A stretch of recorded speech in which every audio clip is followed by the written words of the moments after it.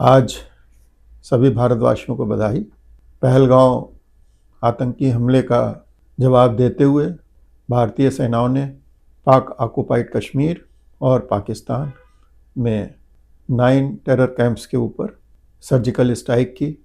ये स्ट्राइक आज हमारी क्षमता को प्रदर्शित करती है और ये बताती है पूरे विश्व को कि आज भारत एक समर्थ देश है जो बहुत नपे तुले बे में किसी भी टारगेट को भारत में बैठे बैठे स्ट्राइक कर सकती है। तो हमारी वायुसेना, हमारी थल सेना और नेवी तीनों को बहुत बहुत बधाई। स्वागत है आपका हमारे चैनल पर। हम बात करेंगे विश्व प्रताप सिंह से। बताइए आपके क्या क्या सवाल हैं हमारे लिए। सबसे पहले आपको और सभी हमारे चैनल के श्रोताओं को बहुत बहुत बधाई। ये ऑपरेशन सिंदूर हुआ और एक बहुत ही करारा जवाब दिया गया पाकिस्तान को। तो सवाल तो बहुत हैं क्योंकि रण अभी बाकी है। तो आज मैं आपसे बस यही पूछना चाहता हूँ कि देश में मॉक ड्रिल बोलकर मोदी जी ने पाकिस्तान में सायरन बजवा दिए। देखिए 22 अप्रैल को घटना हुई जी, और तभी से एक्शन लिए जा रहे थे। काफ़ी लोग ये सवाल कर रहे थे कि युद्ध कब होगा। तो मुझे तो ये लगता है कि ये भी मॉक ड्रिल ही है जो रात को 1:05 से लेकर 1:30 तक चली। इसमें हमारी क्षमताओं को परखा गया। ये जो आतंकी अड्डे थे इनको तबाह किया गया और इस कैपेबिलिटी के आने के बाद अब आतंकवादियों को 100 बार सोचना पड़ेगा कि वो पाकिस्तान में कहीं पर भी अपने अड्डे बनाए तो वो महफूज नहीं है। कितने लोग मारे गए हैं ये उतना इम्पॉर्टेंट नहीं है। इम्पॉर्टेंट ये है कि हमने सफलतापूर्वक हिंदुस्तान में बैठे बैठे उन आतंकी अड्डों को समाप्त कर दिया। ये एक बहुत बड़ी जीत है और ये मुझे लगता है कि असली मॉक ड्रिल थी हमारी क्षमताओं को परखने की। रण तो अभी बाकी है, अभी बहुत सारी चीज़ें होंगी, लेकिन वो इस प्रिसीजन के साथ हमला करने की क्षमता ये अभी तक यूएसए ने दिखा पाई थी, इजराइल दिखा पाया था, रशिया के पास थी। तो मुझे ये लगता है कि भारत अब इस क्षमता को प्रदर्शित करने वाला देश, चौथे नंबर का देश बन गया है। बहुत बड़ी बात है। हाँ, तो आपको क्या लगता है कि इस ऑपरेशन से पाकिस्तान के मनोबल पर क्या असर पड़ेगा? देखिए पाकिस्तान में इस समय आर्मी कंट्रोल कर रही है। उन्होंने एनएसए भी आर्मी को बना दिया है और पाकिस्तान का अगर अतीत देखा जाए तो वहाँ अब मुझे इस बात की बहुत संभावना लग रही है कि जो शहबाज सरकार है उसको शायद हटा दिया जाए और पाकिस्तान की आर्मी इस्टेब्लिशमेंट को टेक ओवर कर ले। इसकी बहुत संभावना इसलिए भी बढ़ जाती है कि शहबाज एक बहुत सशक्त नेता नहीं थे। उनको डर लग सकता था पाकिस्तानी सेना को क्योंकि उनके पास जनता का सपोर्ट था। इमरान खान। हाँ, इमरान खान। और इमरान खान का एक और बड़ी चीज़ है कि जो अभी अपुष्ट खबरें आ रही हैं कि उनको जेल के अंदर प्रताड़ित किया जा रहा है। यहाँ तक खबर आई कि उनको सेक्सुअली अब्यूज़ भी किया गया। ये बहुत खतरनाक स्थिति है। आर्मी उनका मनोबल पूरी तरीके से इमरान खान का तोड़ना चाहती है। खतरनाक स्थिति है। हालांकि सबसे अच्छी स्थिति यह है कि पाकिस्तान इस स्थिति में नहीं है कि वो ये आतंकियों के विरुद्ध जो हमला किया गया है इसको रिटेलिएट कर पाए। वो ये कोशिश करेंगे, आर्मी ये कोशिश करेगी कि होता है कि सिविलियन मारे गए हैं, लेकिन वहाँ आतंकी ही सिविलियन के भेष में रहते हैं। और ये जो हमले हुए हैं वो इंस्टीट्यूशंस पर हुए हैं।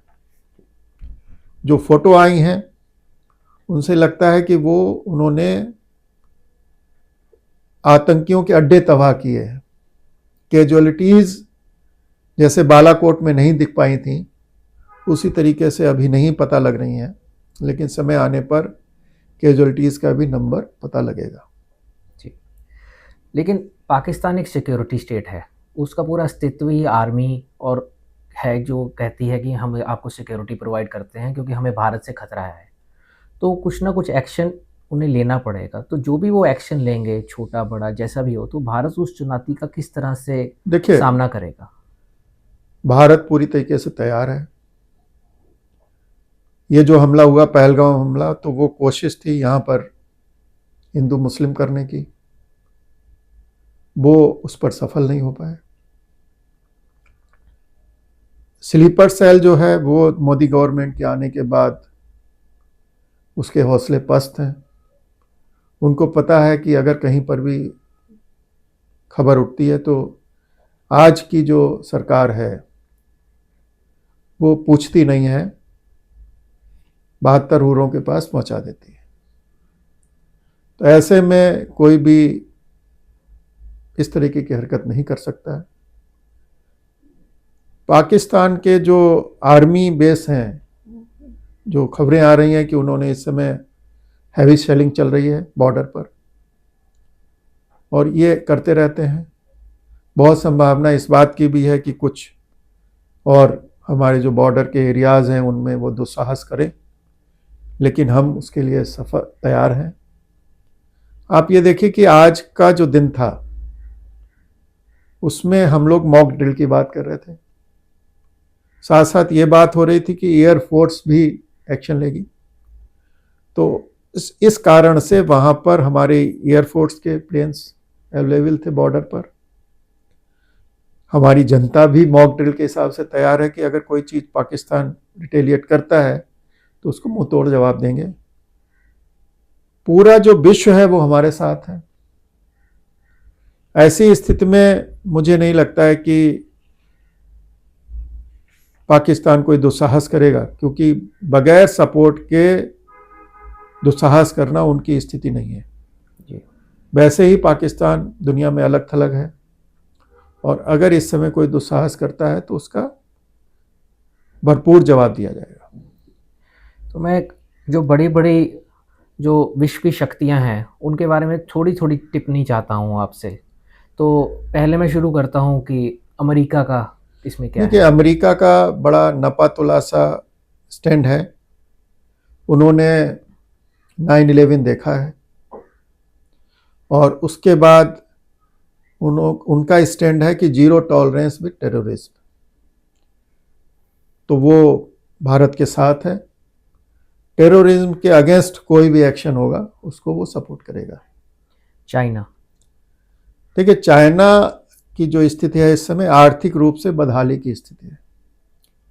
भारत के साथ उसका लगभग $100 बिलियन का व्यापार सरप्लस है।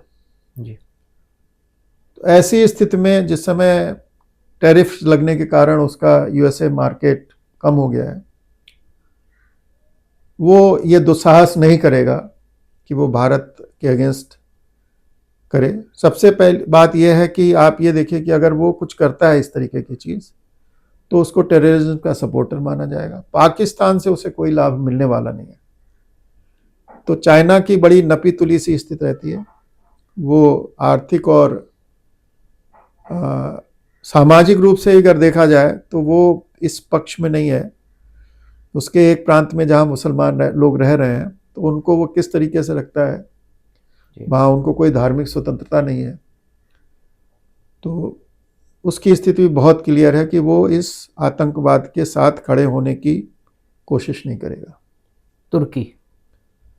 तुर्की का अगर आप देखिए तो वो खुलकर, जो अर्दगन है वो मुस्लिम कट्टरपंथ को सपोर्ट करते हैं, लेकिन उसकी भी स्थिति यही है कि वो आतंकवाद के साथ खड़े होने की सपोर्ट नहीं करेगा। उसने इनडायरेक्टली पाकिस्तान के साथ अपना सपोर्ट प्रदर्शित करने के लिए अपना नेवी का शिप भेजा था, for war exercise, not for war. Right. तो कोई चीज़ एक्सरसाइज के लिए भेजना अलग चीज़ है, वार में इन्वॉल्व होना मुश्किल चीज़ है। तो मुझे नहीं लगता कि कोई, अच्छा उसकी स्थिति ऐसी भी नहीं है कि वो कुछ बहुत मजबूत अर्थव्यवस्था से गुजर रहा है। और सबसे बड़ी चीज़ ये है कि आज भारतवर्ष के बहुत सारे लोग टर्की की अर्थव्यवस्था में सहयोग कर रहे हैं, घूमने जा रहे हैं। ऐसी स्थिति में वो इस वर्ग को नहीं खोना चाहेगा। तो टर्की भी मुझे लगता है तटस्थ रहकर खेल देखेगा। और आखिरी में संयुक्त राष्ट्र, देखिए यूएन की पोजीशन इस समय बगैर दांतों वाले शेर की है। यूनाइटेड नेशंस है, इसको जब बनाया गया था तो इसको हम लोग सेफ्टी वॉल्व कहते थे कि जैसे प्रेशर कुकर होता है उसमें सेफ्टी वॉल्व होता है, तो अगर कहीं ज़्यादा फट रहा है तो वो सेफ्टी वॉल्व से हानि बच जाए। तो यूएन का वही रोल है। और यूएन में थोड़ा सा हल्ला मचा के पाकिस्तान खड़ा हो जाएगा और सब लोग सुन लेंगे, तो ये चलता रहता है। उससे उसकी कोई रेलिवेंस आज के समय है नहीं। तो अगर अर्थव्यवस्था की बात करें, पाकिस्तान की अर्थव्यवस्था के बारे में तो कुछ बोला जा ही नहीं सकता, वो भिखारी मुल्क है। परंतु भारत एक ग्रोइंग इकोनॉमी है, तो अगर कुछ युद्ध की बात होती है या कुछ होता है तो हमारी अर्थव्यवस्था पे या देखिए, ग्रोथ पे कुछ असर पड़ सकता है। मैंने कल भी आपको बताया था जी। कि हमारे पास 4 विकल्प थे। ये पहला विकल्प यूज हो गया, सर्जिकल स्ट्राइक का विकल्प।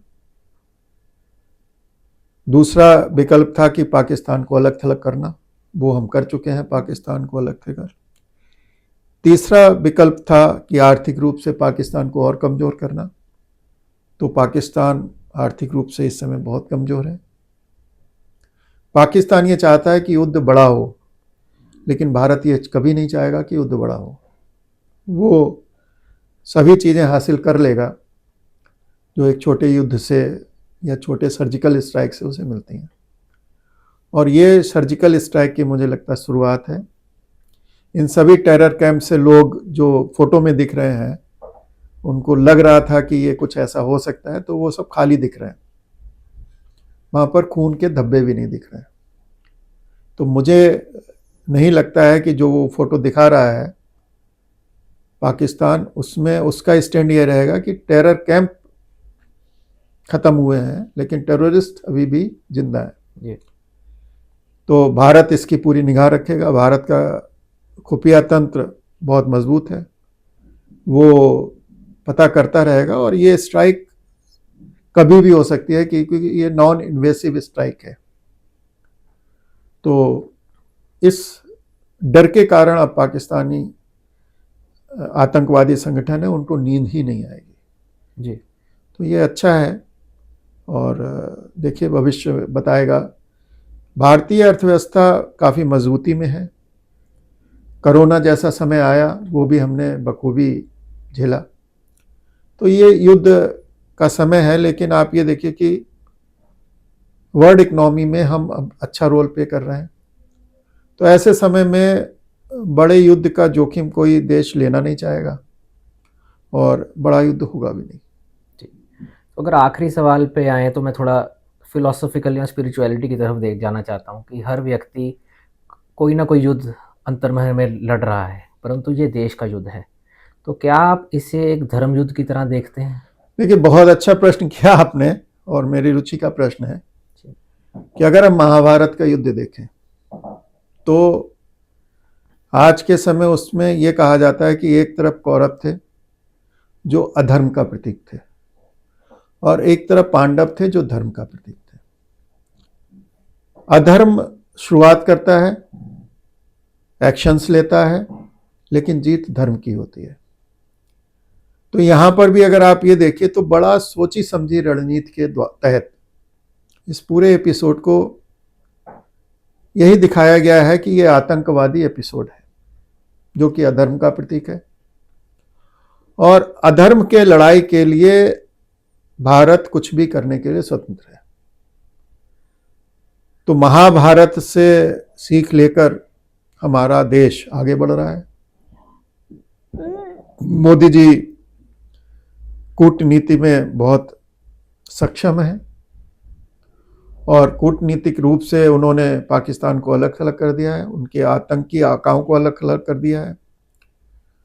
और हमारा जैसे कश्मीर में हमने किया है कि धीरे धीरे उसको आर्थिक उन्नति की तरफ ले जा रहे हैं, तो बहुत संभावना इस बात की है कि जो पाक अधिकृत कश्मीर है वहाँ पर जब भी जनगणना होगी या जनमत, जब भी वहाँ इलेक्शंस होंगे, और अब कुछ आगे आने वाले समय में मुझे ये लग रहा है कि वो एक बलूचिस्तान एक अलग देश के रूप में जाना जाएगा, और जो पाक है वो क्योंकि उसकी हरकतें नापाक हैं इसलिए शायद वो अपना अस्तित्व खो देगा, पाकिस्तान का अस्तित्व खत्म हो जाएगा जिस प्रकार से दुर्योधन का अस्तित्व खत्म हुआ, ऐसा मुझे लग रहा है।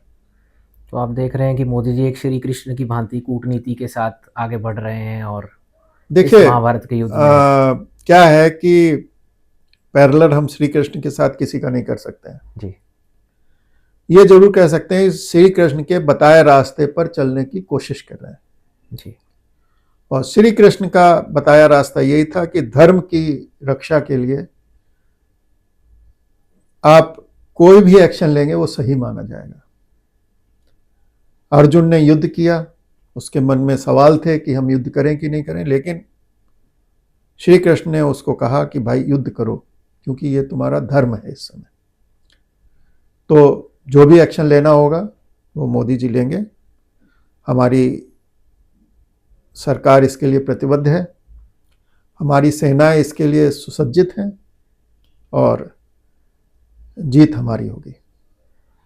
चलिए आलोक जी, हमारे श्रोताओं के साथ अपने समय देने के लिए और अपने विचार साझा करने के लिए आपका बहुत बहुत धन्यवाद। Thank you very much. और मुझे लगता है यही है कि जैसे मैंने कल बताया था कि जो 4 चीज़ें बताई थी, तो आज भी धीरे धीरे वही सब चीज़ें होंगी जो मेरा अनुभव कह रहा है।